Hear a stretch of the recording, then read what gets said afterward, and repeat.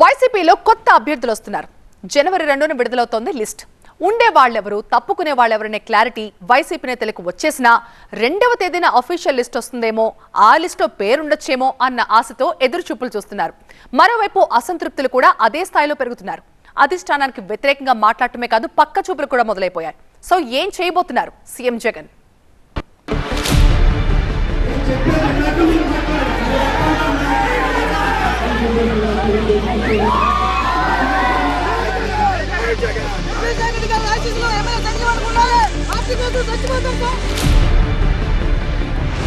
YCP నేతల్లో పెరుగుతున్న అసంతృప్తి.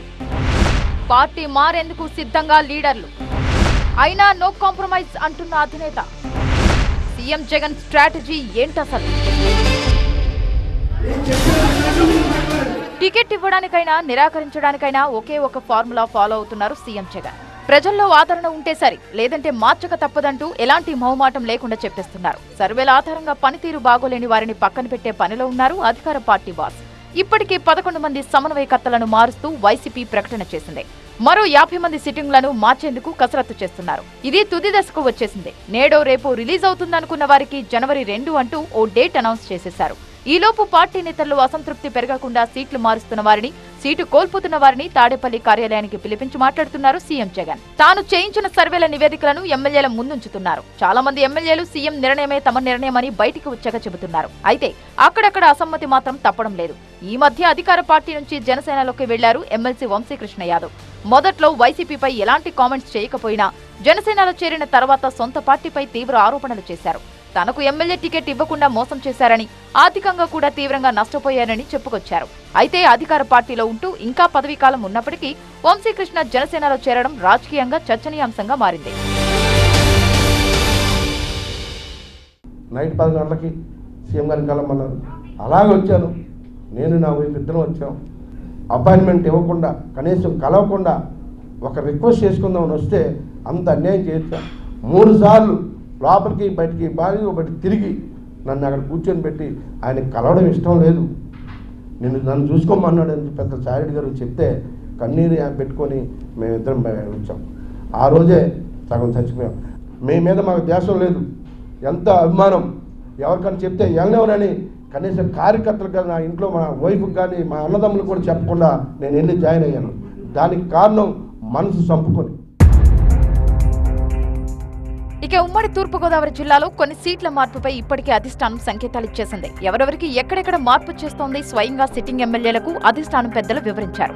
దీంతో ఈ జిల్లా నుంచి జగ్గంపేట ఎమ్మెల్యేగా ఉన్న జ్యోతుల చంటిబాబు పక్కచూపులు చూస్తున్నారు. నియోజకవర్గంలో తన పర్ఫార్మెన్స్ గ్రాఫ్ బాగున్నప్పటికీ సీటు ఇవ్వడం లేదంటున్నారు చంటిబాబు. ఇప్పటికే జనసేన అధినేత పవన్ కళ్యాణ్తో చంటిబాబు సమావేశమయ్యారు. కాకినాడ పర్యటనలో ఉన్న పవన్ కళ్యాణ్తో శుక్రవారం రాత్రి భేటీ అయ్యారు. పవన్ కళ్యాణ్ బస చేసిన ప్రదేశానికి రాత్రి 10:30కు వచ్చిన జ్యోతుల చంటిబాబు దాదాపు గంట పాటు చర్చించినట్లు చెబుతున్నారు. ఇప్పటికే జ్యోతుల చంటిబాబు వర్గీయులు వైసీపీకి రాజీనామా చేశారు.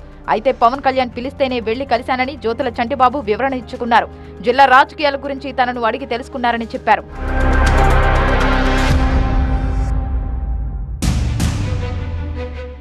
అసలు ఈ ఎపిసోడ్ అంతా మొదలైంది మంగళగిరి ఎమ్మెల్యే ఆళ్ల రామకృష్ణారెడ్డితో. చాన్నాళ్ల గ్యాప్ తర్వాత మౌనం వీడిన ఆర్కే రాజీనామాతో మీడియా ముందుకు వచ్చారు. వరుసగా 2 సార్లు వైసీపీ నుంచి ఎమ్మెల్యేగా గెలిచిన ఆళ్ల ఉన్నట్టుండి సంచలన ప్రకటన చేశారు. 1200 కోట్లతో అభివృద్ధి చేస్తామని చెప్పి 120 కోట్లు మాత్రమే కేటాయించారని, తన సొంత డబ్బుతో నియోజకవర్గ పరిధిలో అభివృద్ధి పనులు చేశారన్నారు ఆర్కే. అక్కడితో ఆగకుండా వైఎస్ షర్మిలతో కలిసి నడుస్తానని ప్రకటించారు. మొదట్లో రాజకీయాలకు దూరంగా ఉంటానని చెప్పిన ఆర్కే తాజాగా ఈ ప్రకటన చేయడం హాట్ టాపిక్ గా మారింది.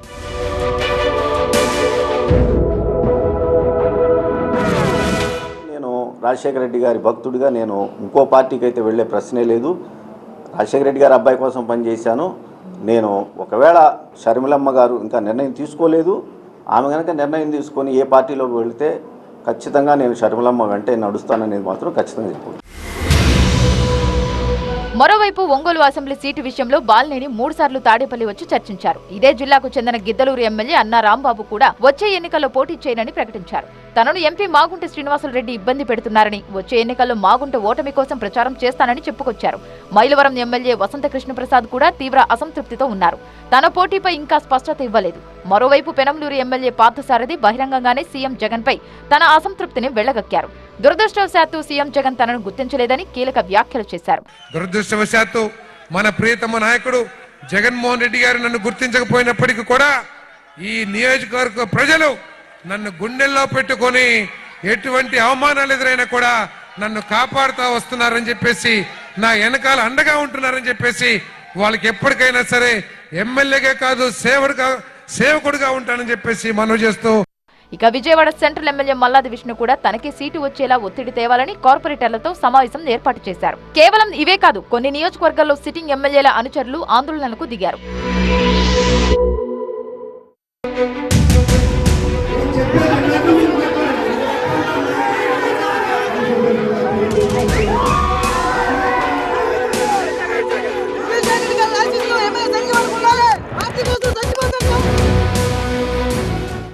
పి గన్నవరం ఎమ్మెల్యే చిట్టిబాబు కూడా అధిష్టానంపై అసంతృప్తి వ్యక్తం చేశారు. చిట్టిబాబుకు మరోసారి టికెట్ ఇవ్వాల్సిందేనా అంటూ ఆయన అనుచరులు విజయవాడ వచ్చి మిథున్ రెడ్డిని కలిశారు. ఎందుకంటే పార్టీలో ఇవాళ కష్టపడి జెండా మోసలు మీకు చెప్పాను, ముందే చెప్పాను, ఇక్కడ ఉన్న వాళ్ళందరూ కూడా పార్టీ జెండా మోసలు తప్ప మరి పార్టీ కారణంలో ఎవరిని కూడా ఇక్కడ సర్పంచ్లు కానీ ఎంపీటీసీలు కానీ మరి బోర్డు డైరెక్టర్లు కానీ ఎవరైనా ఏం చేయలేదు. అందరూ 13 సంవత్సరాలు నాతోటే కలిసి పనిచేసి జెండా మోసిన అందరినీ కూడా పదవుల్లో కూర్చోబెట్టారంటే దానికి కారణం జగన్మోహన్ రెడ్డి గారు. ఇక చింతలపూడి ఎమ్మెల్యే ఎలిజా అయితే తనకు ఏలూరు ఎంపీగా పోటీ చేయడం ఇష్టం లేదని బహిరంగంగానే ప్రకటించారు. ఎలిజా అనుచరులైతే తీవ్ర ఆగ్రహాన్ని ప్రదర్శించారు.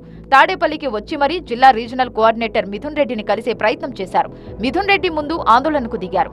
అటు నర్సారావుపేట ఎమ్మెల్యే గోపిరెడ్డి శ్రీనివాసరెడ్డికి ఈసారి టికెట్ ఇవ్వొద్దంటూ ఆయన వ్యతిరేక వర్గం తాడేపల్లి వైసీపీ సెంట్రల్ ఆఫీస్ వద్ద ధర్నాకు దిగింది. అటు అంబటి రాంబాబు కూడా టికెట్ ఇవ్వొద్దంటూ తాడేపల్లిలో ఆందోళన చేశారు. విశాఖ జిల్లా గాజువాకలో పార్టీ విస్తృత స్థాయి సమావేశానికి వచ్చిన వైవి సుబ్బారెడ్డికి ఎమ్మెల్యే తిప్పల నాగిరెడ్డి కుటుంబం ఆయన అనుచరుల నుంచి నిరసన సెగ తగిలింది. గాజువాక సీటు తమకు ఇవ్వాలంటూ నినాదాలు చేశారు. నియోజకవర్గాల్లో ఎమ్మెల్యేల యొక్క పనితీరు వల్ల కానివ్వండి, వీరికి సామాజిక సమీకరణ వల్ల కానివ్వండి, కొన్ని మార్పులు అనేది అనివార్యం.